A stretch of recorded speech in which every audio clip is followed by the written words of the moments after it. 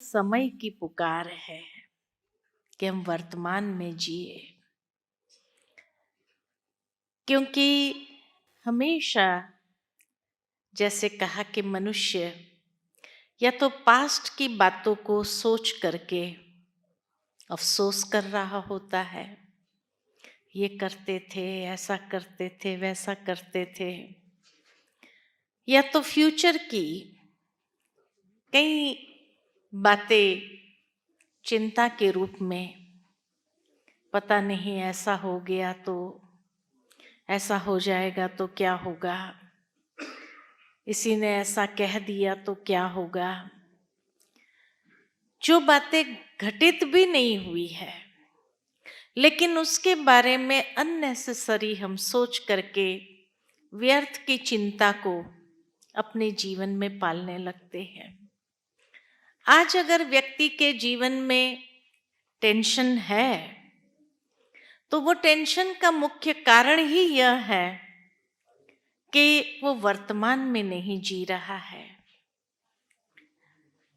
Future के लिए हमेशा कहा गया है कि future is a promissory note,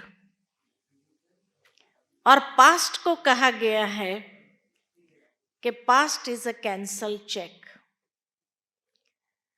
जो पास्ट हो गया वो कैंसल्ड हो गया, और जो फ्यूचर है वो प्रॉमिसरी नोट है, पता नहीं एनकैश कर सकेंगे या नहीं। लेकिन वर्तमान को कहा गया है प्रेजेंट। प्रेजेंट अर्थात ये ईश्वर द्वारा बहुत सुंदर गिफ्ट है, प्रेजेंट है। आज किसी को भी कोई छोटी मोटी प्रेजेंट भी देते हैं, गिफ्ट देते हैं, कितनी खुशी होती है कि इसने मेरे को प्रेजेंट दिया, इसने मेरे को समय के हिसाब से मुझे गिफ्ट दिया। तो ईश्वर ने हम सबको ये वर्तमान क्षण गिफ्ट के रूप में दिया है, प्रेजेंट दिया है, लेकिन उस प्रेजेंट की हमें खुशी नहीं है, क्योंकि कहीं न कहीं मन के विचार वो पास्ट की बातों से घिरे हुए हैं या फ्यूचर के बारे में नेगेटिव सोच रहा है। तो वर्तमान का जो आनंद लेना चाहिए, ये गिफ्ट जो हमें ईश्वर द्वारा मिली है, उसकी जो खुशी होनी चाहिए, वो खुशी कहाँ है? तो क्यों नहीं हम वर्तमान में ही जिए और उसकी खुशी का हर क्षण, हर पल आनंद ले।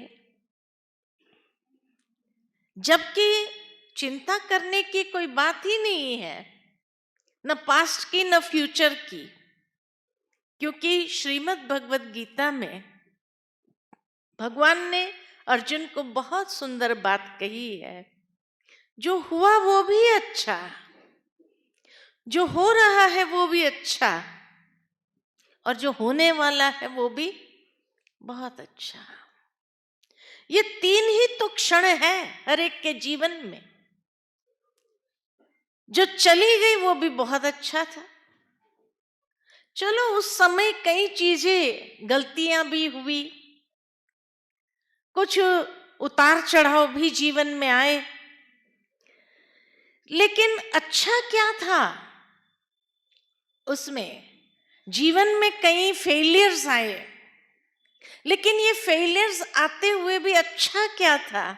अच्छा यही था कि वो समय भी हमें बहुत कुछ सीख देकर के गया, तभी तो आज के लिए हम अनुभवी बने। अगर वो पास्ट की सीख ही नहीं होती थी तो वर्तमान में अनुभवी कैसे बनते थे? तो इसीलिए जो हुआ वो भी अच्छा, बहुत कुछ सीखने को मिला, आगे बढ़ने को ही तो मिला। जो चल रहा है वो भी बहुत अच्छा, उसके लिए भी हमें कोई अफसोस करने की आवश्यकता नहीं है, ये करना चाहिए, वो करना चाहिए, ऐसा करना चाहिए, नहीं। जो चल रहा है हर क्षण, उस हर क्षण का ईश्वर के साथ का हम आनंद ले, तो हर पल बहुत सुखद हो जाएगी। ये पल का हम सुख नहीं ले पा रहे हैं क्योंकि जो पास्ट की सीख हमें मिली है शायद हमने सीखी ही नहीं है, इसलिए अफसोस चल रहा है। ये कर देते थे, वो कर देते। अरे जो सीख मिली उसके आधार से वर्तमान में उसका प्रयोग करते हुए हम इस क्षण को तो अच्छा बना ही सकते हैं। तो ये क्षण भी बहुत अच्छा है और आने वाला जो पल है वह भी बहुत अच्छा है, क्योंकि ये अनुभव के साथ जब हम भविष्य में कदम रखते हैं, आने वाले पल में कदम रखते हैं, तो ये अनुभव भी हमें परिपक्व बनाता है और उस परिपक्वता से हम अपने भविष्य को और सुंदर संवार सकते हैं। तभी किसी ने बहुत सुंदर कहा कि जीवन माना क्या? जीवन माना ही कल, आज और कल, कल, आज और कल। दूसरा कोई सेंटेंस ही नहीं आता है या कोई शब्द नहीं आता है। परसों तरसों के लिए भी कल, आज और कल। एक दिन आगे बढ़ेंगे तो भी कल, आज और कल ही होगा। ये 3 ही दिन तो है हमारे पास। जब 3 ही दिन है जिंदगी के, तो हर पल क्यों ना खुशी से बिताएं। इसीलिए किसी ने बहुत सुंदर कहा कि जब सुबह उठते हैं, आंख खुलती है, ईश्वर का शुक्रिया करो कि आज आंख खुली। तो आज का दिन मुझे बहुत सुंदर रीति से जीना है। मैंने कहीं एक सुवाक्य पढ़ा, live life one day at a time and make each day a masterpiece. जिंदगी जब जियो तो इसी तरह से जियो कि आज का दिन ही है मेरे पास, आज का दिन ही है, क्योंकि कल का थोड़ी भरोसा है। आज का ही दिन है, तो आज का दिन मैं क्यों नहीं यादगार बना दूं, मास्टरपीस बनाऊं इसको। और ऐसा मास्टरपीस जो सदा ही हर कोई याद रखे, हर कोई उसमें से प्रेरणा ले। अरे वाह, जीवन जिया तो इसने जिया कि हर पल को उसने मास्टरपीस बनाया, क्योंकि मास्टरपीस हमेशा एक ही होता है।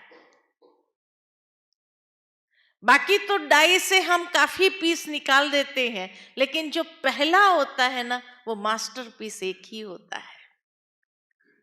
तो जिंदगी के हर दिन को हम क्यों ना मास्टरपीस बनाए।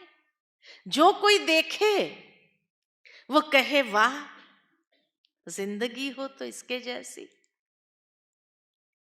क्योंकि पता नहीं आगे क्या होगा, तो इसीलिए जो है इस क्षण को हम भरपूरता से जिए, हर क्षण का खुशी, उमंग, उत्साह के साथ जिए। पास्ट की बातों को लेकर गम क्यों करने का? उसने ऐसा कहा, उसने ऐसा कहा, उसने ये किया, उसने वो किया। उसने जो किया उसकी समझ के हिसाब से किया ना। उसकी समझ को मैं अपनी समझ में क्यों शामिल करती हूं? ये समझदारी तो नहीं है, वो उसकी समझ थी। मैं अपनी समझ के हिसाब से अपने वर्तमान को भरपूरता से जीऊं। और भविष्य का तो पता ही नहीं, कल आंख खुलेगी या नहीं खुलेगी। हर एक के सांस तो गिनती गए हैं। इसीलिए तो कहा जाता है कि भाई जिसकी जो तिथि निश्चित है, उसी दिन कोई ना कोई कारण बनना है और उसको जाना ही है। हमें पता नहीं है, इसीलिए वो क्षण तक हम बहुत खुशी से, उमंग उत्साह के साथ हर पल का आनंद लें। लेकिन उसके लिए मुझे अपनी दृष्टि और वृत्ति को कितनी पॉजिटिव बनानी होगी। ये वर्तमान का, प्रेजेंट, ये वर्तमान की गिफ्ट का आनंद लेने के लिए मुझे अपनी वृत्ति को, एटीट्यूड को बहुत पॉजिटिव बनाना होगा। हमारे पास समय ही नहीं है किसी की शिकायत करने का। क्यों हम उसमें समय वेस्ट कर, उसमें अपने सांस को वेस्ट कर दे। ये ऐसा कर रहा है, ये ऐसा कर रहा है, ये उसने ऐसा किया, उसने ये कहा। कहने दो, हमको क्या करना है? हमको इस क्षण में भरपूरता से, खुशी से एक एक क्षण का आनंद लेते हुए जीना है। इसलिए हर दिन आंख खुलते ही शुक्रिया उस ईश्वर का कि उसने आज का सूरज हमें देखने तो दिया, है ना। हमें देखने को तो मिला आज का सूरज, और शाम ढलने को भी हमने देखा सबके साथ मिल करके। तो इसीलिए शुक्रिया उस परमात्मा का, शुक्रिया उस ईश्वर का। और इसीलिए परमात्मा भी जब इस संसार में आते हैं, उस कलयुग के अंतिम समय में आते हैं, तो वह भी हम बच्चों को यही चाहते हैं कि बच्चे हमारे मददगार बन जाएं। किस लिए? ये पैगाम देने के लिए कि अब समय व्यर्थ की चिंता का नहीं है। समय ये है कि हम ईश्वर को याद करते हुए, वो जो है, जैसा है वैसा उसको जानते हुए उसके साथ का अनुभव करें। क्योंकि आज के समय की दूसरी सबसे बड़ी प्रॉब्लम क्या है? दूसरी सबसे बड़ी प्रॉब्लम जो लोगों के जीवन में है, वो है अकेलापन। किसी के पास किसी के लिए समय ही नहीं है। बड़े बुजुर्गों भी ये शिकायत है, हमारे बच्चों को हमारे लिए समय नहीं है। माता पिता को भी शिकायत है, क्या करें, बहुत उलझन है लाइफ में। और बच्चों को भी शिकायत है कि हमारे पेरेंट्स को हमारे लिए टाइम ही नहीं है। पैसा है, सब कुछ दे देते हैं, लेकिन टाइम नहीं दे सकता है। समय किसी के पास नहीं है।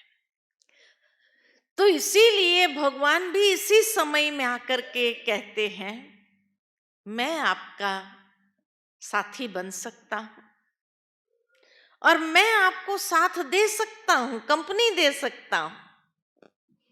क्या हम भगवान की कंपनी को प्राप्त करने के इच्छुक है? क्योंकि दुनिया में तो किसी को किसी के लिए समय है ही नहीं।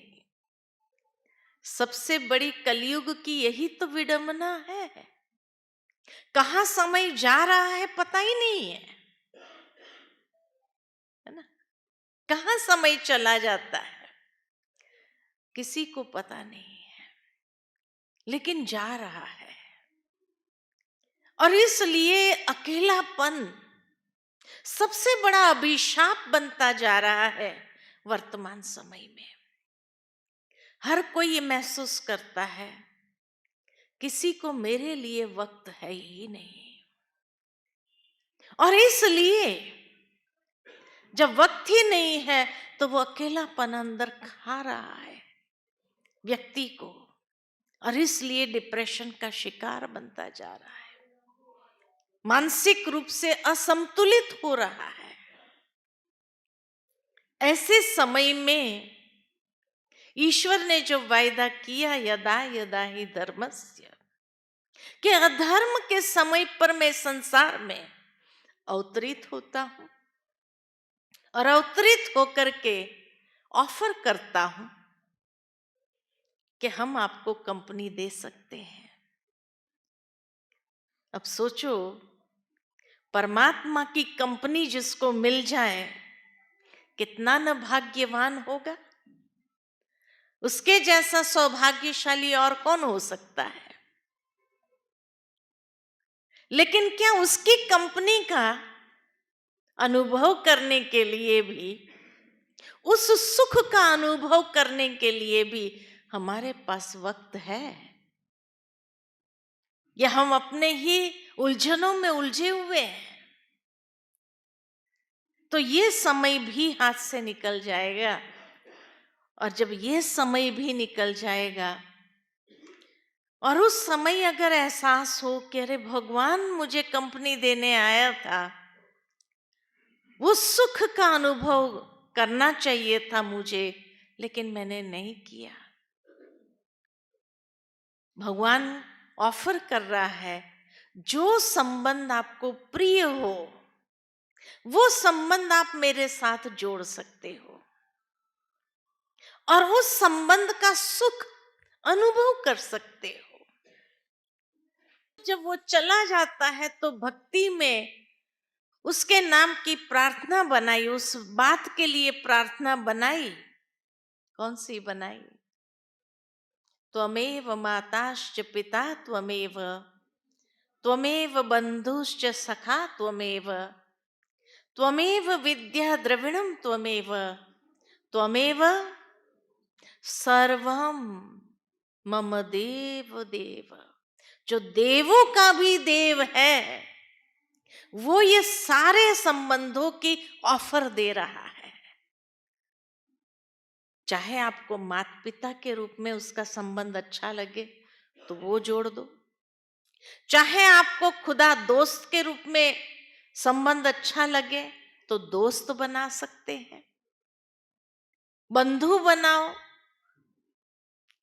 चाहे उसको परम शिक्षक के रूप में देखो या सतगुरु के रूप में देखो। सर्व संबंध वो ऑफर कर रहा है कि उसका सुख जो आपके जीवन के अंदर एक खोखलापन है, कहीं ना कहीं उस संबंध का, उस खोखलेपन को भरने के लिए वो तैयार है। वर्तमान में कई बार हम सोचते हैं, अरे भगवान तो इतना ऊंचा है, सर्वश्रेष्ठ है, और हम तो कहाँ हम चरणों की धूल है, बराबरी कैसे करेंगे। भगवान ये सारी दीवारों को तोड़ करके हमारे समान आकर के हमारे साथी बनने के लिए तैयार है। कभी जोड़ के तो देखो। आज दुनिया के अंदर साल के अंदर हर दिन कभी मदर्स डे आता है, कभी फादर्स डे आता है, कभी कौन सा दिन आता है, कभी फ्रेंडशिप डे आता है, तो कभी वैलेंटाइन आता है, कभी कौन सा आता है। माना क्यों? क्योंकि व्यक्ति के जीवन में कहीं ना कहीं कोई ना कोई संबंध का एक खोखलापन अंदर में है। हेलोनेस जिसको कहा जाए वो हेलोनेस है, जिसको भरना चाहता है, इसलिए उस दिन को मनाता है ताकि वो दिन किसी न किसी के साथ यादगार बनाना चाहता है, ताकि बाद में वो चला भी जाए न भी रहे तो यादों के आधार से उसके सहारे तो हम जी सकते हैं।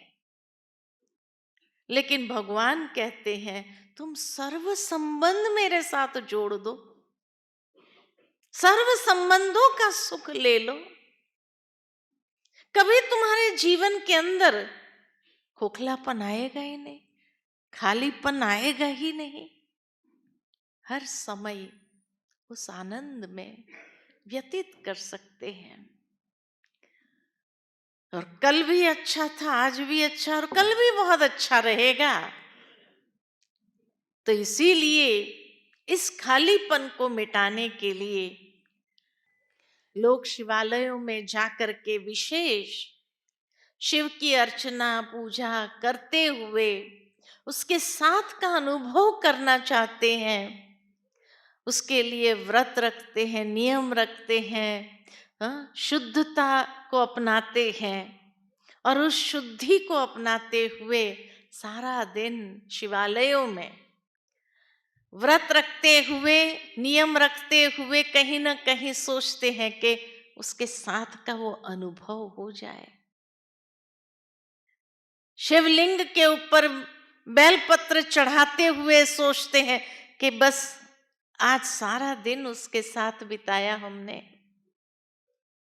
अंदर एक खुशी होती है, लेकिन भगवान कहते हैं हर दिन मनाओ ना ऐसा, एक दिन क्यों, मैं तो पूरा समय आपके लिए हाजिर हूं। ये संगम आत्मा और परमात्मा का, ये बहुत सुंदर संगम है। जिस संगम में अगर डुबकी लगाते जाओ हर रोज, तो क्या होगा, हर रोज पावन बनते ही जाएंगे। कभी आपके जीवन के अंदर ये महसूसता ही नहीं होंगी कि अरे आज का दिन तो अच्छा नहीं गया। लोग कुंभ मेले में जाकर के संगम पर डुबकी लगा करके उसका सुख का आनंद लेना चाहते हैं, लेकिन यहाँ दो युगों का संगम है। एक तरफ कलयुग का अंतिम अधर्म का समय समाप्त हो रहा है और सतयुगी आदि का समय आरंभ हो रहा है। तो दो युगों का जहां संगम है, जहां आत्मा और परमात्मा का संगम हो, तो ये समय का जो संगम है, कल, आज और कल का, इस संगम का भरपूर फायदा ले ले हम अपने जीवन में। इतना फायदा ले कि कभी भी उसके प्रति हमें कोई यही नहीं कह रहे मैंने अपने पल को खोया, बहुत सुखद पल था लेकिन मैं उसका भरपूर फायदा नहीं ले पाया। तो आज का दिन, समय की पुकार यही है कि भगवान ऑफर कर रहा है, और जहाँ भगवान ऑफर कर रहा हो तो हमारे अंदर में जो भी अज्ञानता है, उस अज्ञानता को मिटाते हुए वो ज्ञान सूर्य परमात्मा की रोशनी अपने जीवन में भर दे। जैसे दिन की शुरुआत में सूर्योदय होते हुए देखते हैं तो खुशी होती है, ऐसे जीवन का सूर्योदय ईश्वर के साथ अगर हो हर रोज तो कितनी खुशी होगी। कभी जीवन में अंधेरा आ ही नहीं सकेगा। अंधेरा होता ही है अज्ञानता का। तो उस अंधेरे से अपने आप को हमेशा के लिए उजाले की ओर ले चले। तो ज्ञान सूर्य प्रज्ञा और अज्ञान अंधेर विनाश। परमात्मा जो ज्ञान सूर्य के समान है, वो ज्ञान सूर्य जब इस संसार में अवतरित होते हैं तो ये सूर्य का तेज ऐसा है कि जिस सूर्य के तेज से अज्ञानता का अंधकार दूर हो जाता है।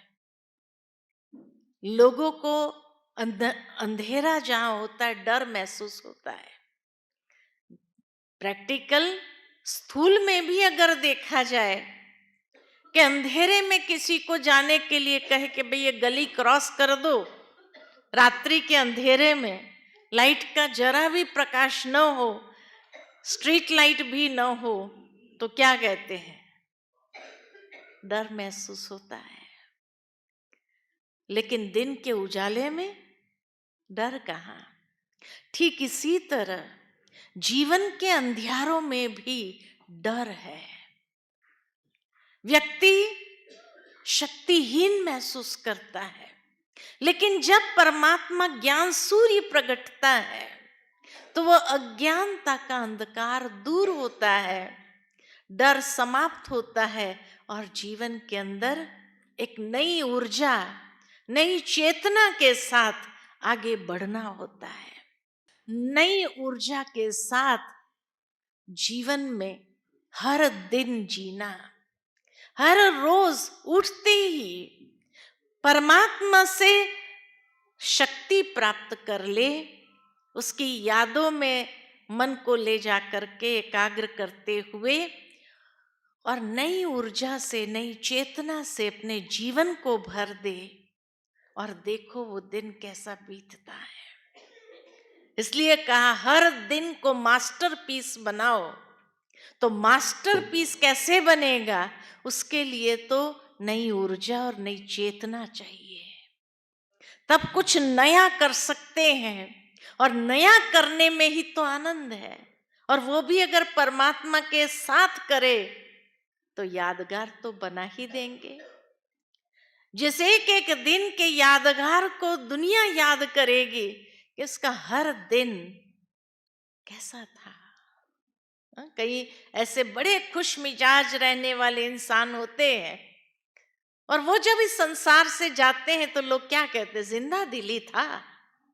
उसके संग में चले जाते थे तो भी हमारे अंदर भी एक नई ऊर्जा आ जाती थी, नई चेतना आ जाती थी। तो परमात्मा ऊर्जा और चेतना के साथ जब हम हर दिन गुजारेंगे तो हमारा हर दिन ऐसा यादगार होगा जो हर कोई याद करेगा, अरे इसके जैसा जीवन होना चाहिए। क्यों हम बीती हुई बातों को सोचते हुए रोते हैं? क्यों हम भविष्य की चिंता, बच्चों के बच्चे क्या खाएंगे उसकी चिंता अभी से कर रहे हैं? एक बात याद रखिए, हर आत्मा अपना नसीब खुद लेके आती है। हर आत्मा अपना नसीब खुद लेके आती है। उसको आपसे जितना लेना होगा उतना ही लेंगे, उससे अधिक नहीं ले सकते हैं। उससे अधिक अगर आपने जमा भी किया होगा ना, कोई और लूट के ले जाएगा, खा जाएगा, नुकसान हो जाएगा बिजनेस में, उसके नसीब का नहीं होगा, उसको नहीं मिलेगा। तो वर्तमान समय को आप इकट्ठा करने में बच्चे के बच्चे, अरे हर आत्मा अपने कर्मों के हिसाब से अपना नसीब खुद लिख करके लाता है। आपके हिस्से पर अगर उसका होगा ही नहीं तो क्या होगा? क्या होगा? कई बार हम देखते हैं बच्चे, हाँ, जब मेले में जाते हैं, ट्रेन में जाते हैं। अभी एक भाई ने मुझे अपने बात सुनाई कि बचपन से हमारे माता पिता हमको लेकर के, मैं एक ही बेटा था, 6 साल का, बोले मुझे थोड़ा बहुत याद है, 6 साल का था, और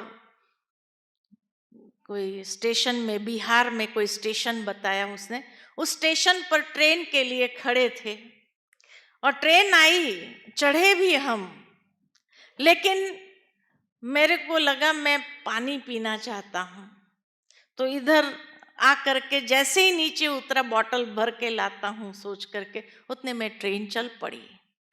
और तब से मुझे पता ही नहीं, मैं अपने माँ बाप से मिला ही नहीं, माँ बाप कहाँ है मुझे मालूम नहीं। और मैं छोटा सा बच्चा रोने लगा, 6 साल का था तो रोने लगा, और रोने लगा, खूब रोता रहा स्टेशन पर बैठे बैठे। अचानक वो मदर टेरेसा के फाउंडेशन की जो बहनें थी, उन्होंने देखा एक छोटा बच्चा रो रहा है। वो मेरे पास आई और मुझे पूछा कि कहाँ है तेरे माता पिता? कहा तो चली गई, ट्रेन तो चली गई, अब पता नहीं कहाँ वो चले गए, मुझे तो मालूम नहीं कहाँ जाना था। वो बच्चा रोता रहा तो मदर टेरेसा की वो बहनें उनको अपने आश्रम पर ले आई। कहा तब से लेकर मैं उन्हीं के आश्रम पर पला बड़ा। आज 27-28 साल का जब वो हो गया तो वो मदर टेरेसा की बहनों ने जब देखा कि इतना सिंसियरली उसने जीवन बिताना चाहा उस आश्रम में, कि भाई मेरा जीवन अगर बचाया, नहीं तो कहाँ मुझे कोई ले जाते थे, मेरे अंग को काट करके बेच देते थे और मुझे किस हालत में रख देते थे। उसके बदले ये मदर टेरेसा की जो बहनों ने तो बड़ा सिंसियर काम करता था। वो कहा कि मुझे रोज बाइबल पढ़ने के लिए देते थे, मैं बाइबल पढ़ लेता था, लेकिन अंदर में हिंदू संस्कार होने कारण मन यही करता था कि कभी तो मैं अपने माता पिता भाई बहनों से मिलूं।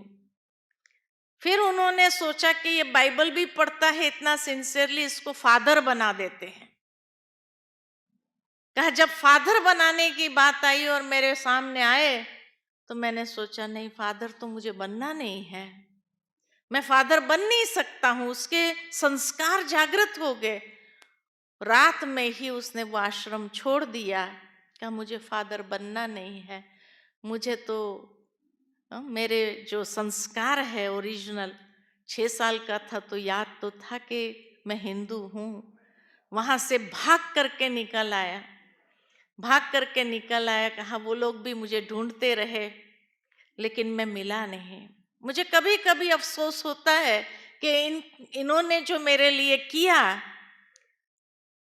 तब मन में ये विचार आया कि इसके माता पिता ने उसके लिए कितना कुछ संजोया होगा कि भाई मेरे बच्चे खाएंगे, या उसके दादा ने सोचा होगा मेरा बेटे का बेटा खाएगा, लेकिन बेटे के नसीब में था, बेटे के नसीब में ही नहीं था।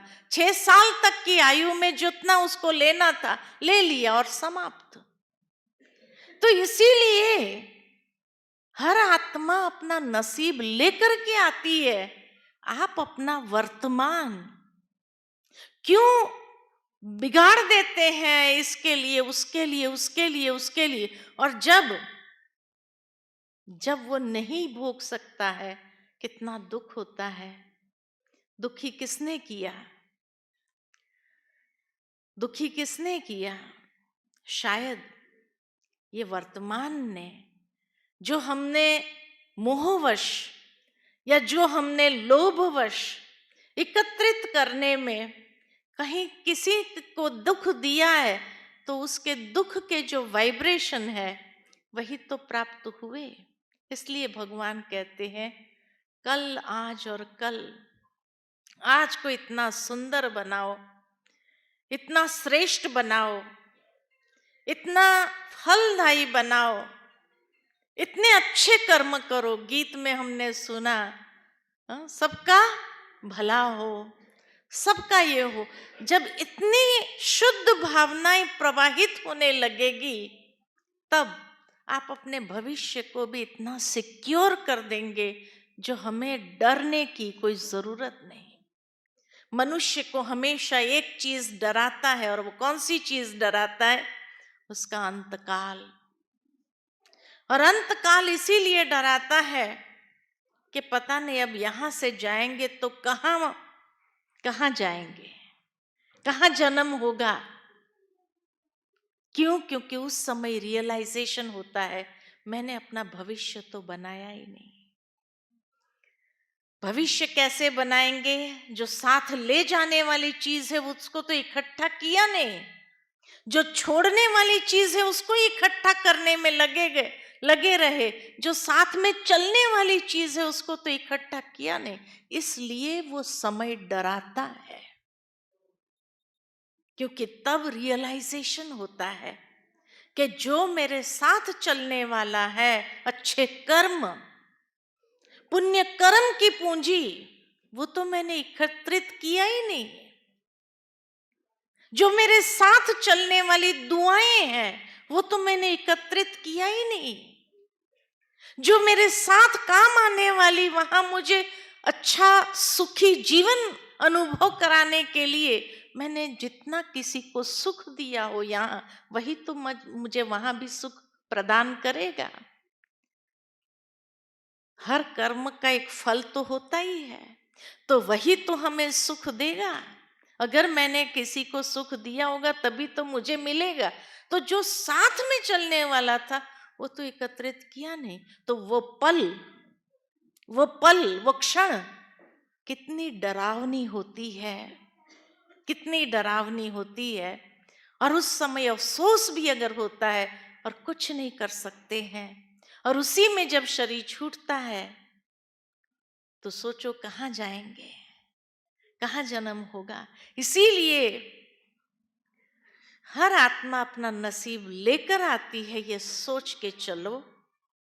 आपका अगर नहीं उसके नसीब में होगा या जितना होगा उतना ही लेंगे, क्यों नहीं हम अपना वर्तमान संवारते जाए। ये प्रेजेंट जो हमें मिली है ईश्वर से, इस प्रेजेंट का सदुपयोग कर दे, और आने वाला भविष्य जन्म भी अनेक जन्म को संवार ले। ये परमात्मा आकर के हमें संदेश देते हैं।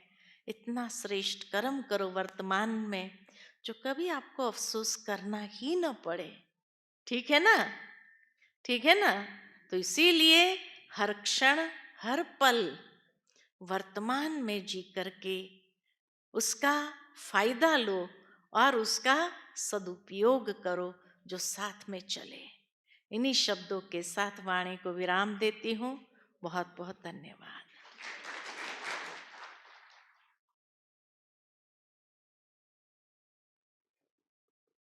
अपने मन को प्रभु प्रेम से भर लीजिए।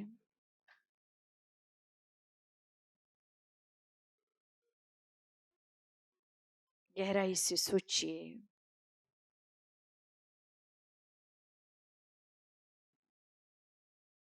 आज के समय की मांग में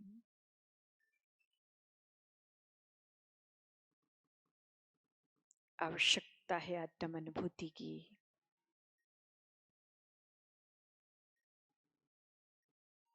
मैं आत्म पंछी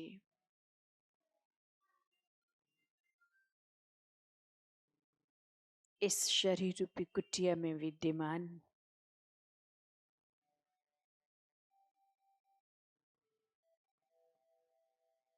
और मुझे चलना है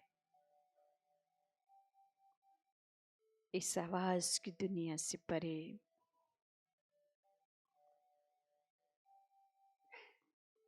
सूर्य चांद तारागण से भी पार।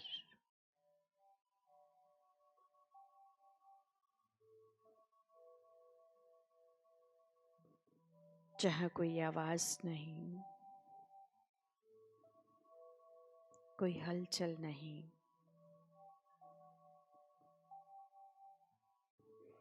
जाना है अपने निज धाम,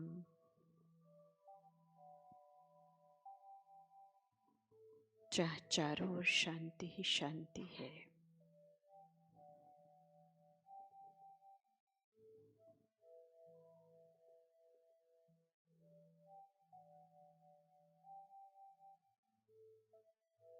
निराकारी वतन,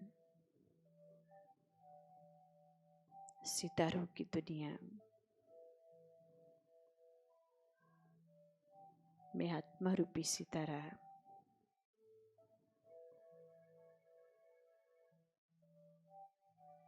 चमकता हुआ पहुंच गया उस परम ज्योति के पास,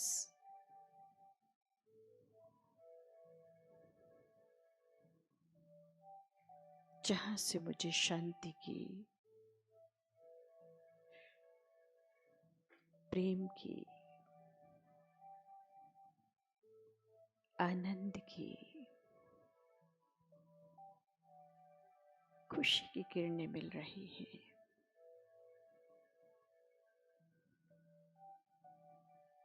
ऐसे लग रहा है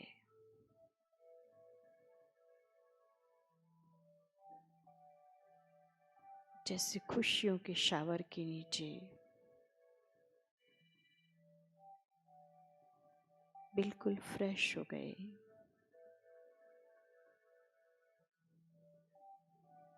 तरोताजा।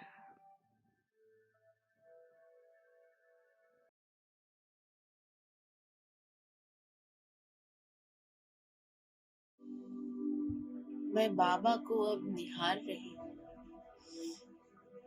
बाबा मुझे निहार रहे हैं। बाबा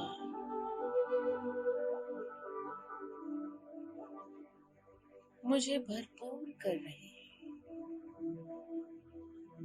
बाबा ने मेरे दोनों हाथों को पकड़ा और कहा, बच्ची, भले पधारे।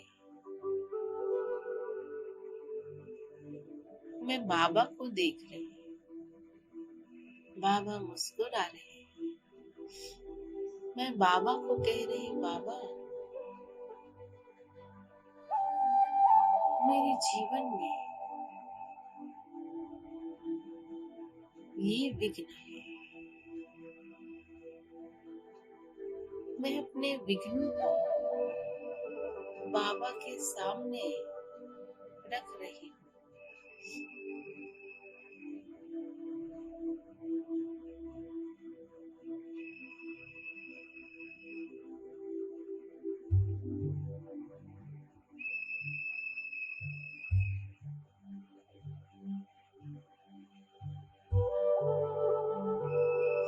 मैं अपने विघ्नों के बारे में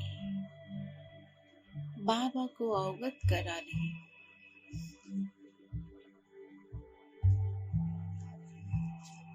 बाबा मुझे सुन रहे हैं।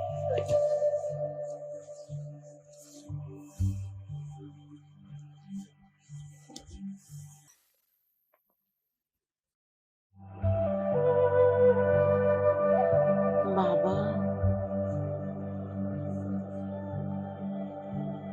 के सामने मेरे एक एक विघ्न पत्थर के समान इकट्ठे हो रहे हैं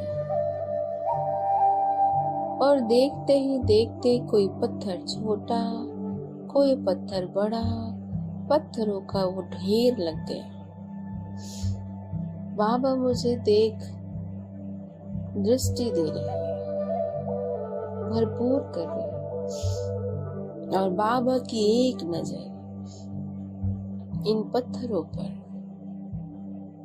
और देखते ही देखते सारे पत्थर एक पल में भस्म हो गए।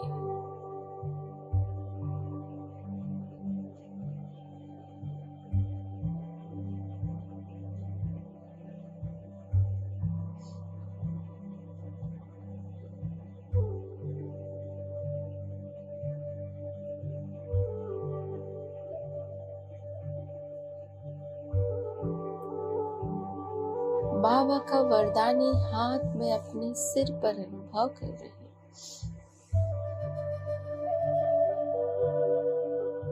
मैं अपने सिर से परमात्म शक्तियों को, गुणों को पूरे फरिश्ते रूप में फैलते हुए देख रही हूँ। बाबा अपनी सारी शक्तियां मुझ में भर रहे हैं। जैसे जैसे बाबा मुझे भरपूर कर रहे हैं, मैं एकदम हल्की, पावरफुल होते जा रही हूँ। मेरा मन, बुद्धि और संस्कार श्रेष्ठ श्रेष्ठ बन रहा है।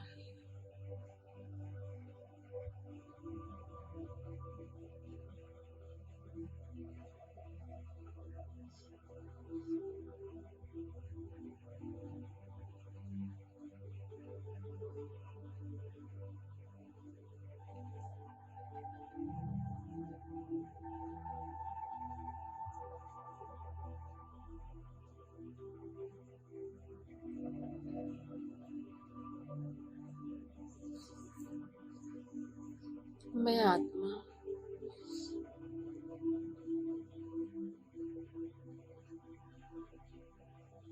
ये अनुभव कर रही हूँ कि बाबा अपनी शक्तियां मुझे विल कर रहे हैं, अपने जैसा बना रहे हैं।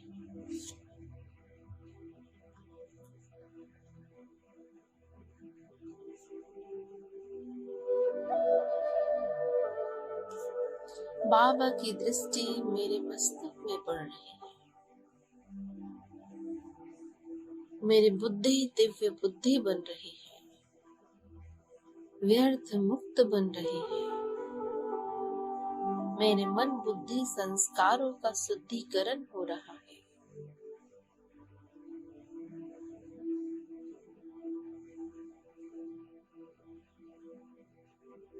बाबा की दृष्टि मेरे आंखों में पड़ रही है। मैं दूरांदेशी बन रही है। मेरी आंखों की चंचलता समाप्त हो रही है। मेरी आंखें शीतल और सालिम हो रही है।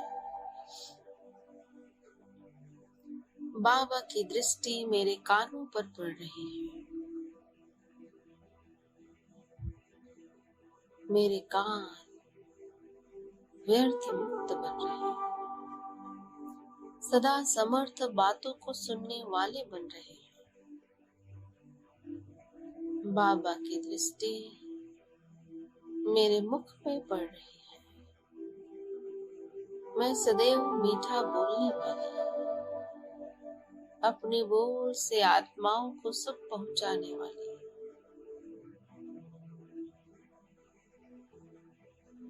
मेरे मुख में सरस्वती का वास हो रहा है।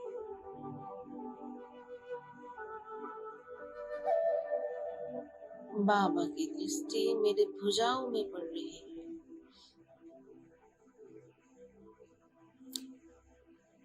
मेरी भुजाएं बलशाली बन रही है। सर्व प्रकार के कर्म बंधनों को काटने वाली बन रही है।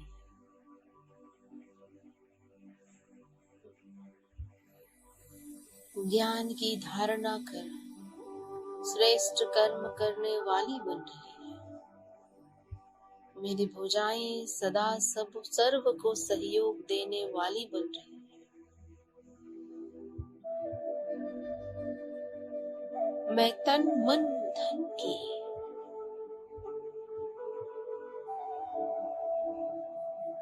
सर्व प्रकार के विघ्नों से मुक्त। मैं आत्मा भाग्यवान हूँ।